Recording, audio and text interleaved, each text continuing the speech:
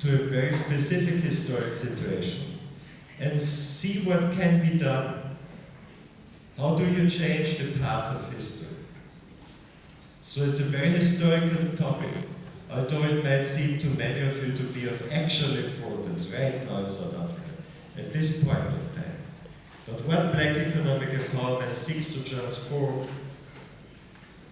is a huge pile of human relationship garbage, I would say, that has been created over 350 years.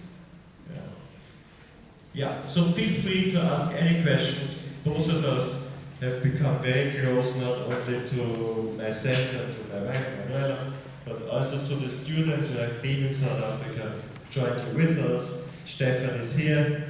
He's, I think, the only representative of those group of 20 students who have been to South Africa and who studied in the wine industry Black economic empowerment for a month, with the huge support of Charles Erasmus and his team.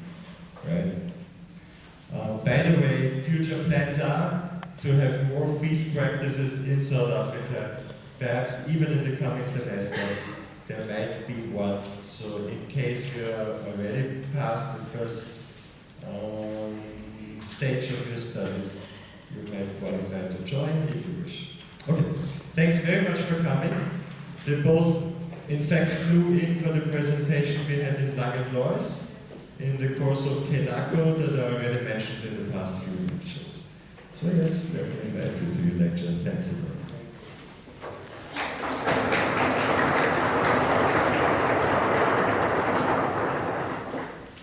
Good afternoon, everyone. I hope that you will be able to follow some of the thoughts that we will share with you. If you don't, please shout and Werner can interpret and explain. I have such a huge confession. Many years ago, now I'm talking about many years ago, I was a student at the University of Cologne, and I just could not learn German. I really struggled. So forgive me if, well, I can remember a few swear words, but those are not the ones you want to hear. I prepared a couple of slides, but I'm not going to present all of it. I'm just going to see if I can drive to the heart of the issues that I want to share with you. Isn't it Estonia? Yeah. Good question. Yeah.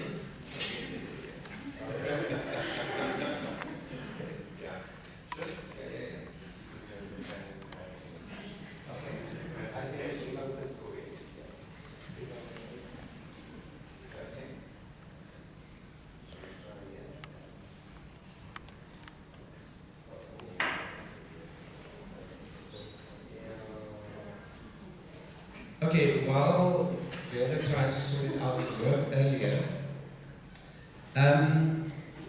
when you visit Vienna, thanks, sir.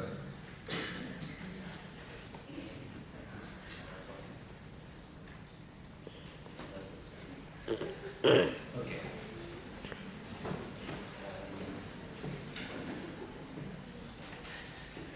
Now, Stefan, how do I move up and down here? I think it's this one, yeah. On this slide, I thought I want to share a couple of thoughts with you. First, issues around legacies. Also to give you just a very brief overview of our wine industry and the context that we're currently in. What we mean by transformation and Black economic empowerment. And maybe highlight one or two case studies that especially the students from Vienna were involved with, and then some of the challenges going forward. Shalay also is going to just address a couple of issues around women and the involvement of women in a very male-dominated industry. Now, when you visit Vienna, coming from South Africa, you are struck by so many historical buildings, first of all. It's museums.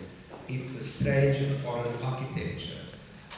You visit the Roman Museum and you see some of those old excavations that they dug out, dating back to the 1st or the 3rd century. So any visitor, any tourist is immediately struck by all this history that we see in Vienna. Even when we visited one of the wine regions, Lyceum, we were struck by seeing wine cellars that are 900 years old. To mention anything over 100 years to South African is like, wow, you know. Our country, our wine industry is much, much younger than yours. We just do not have this very rich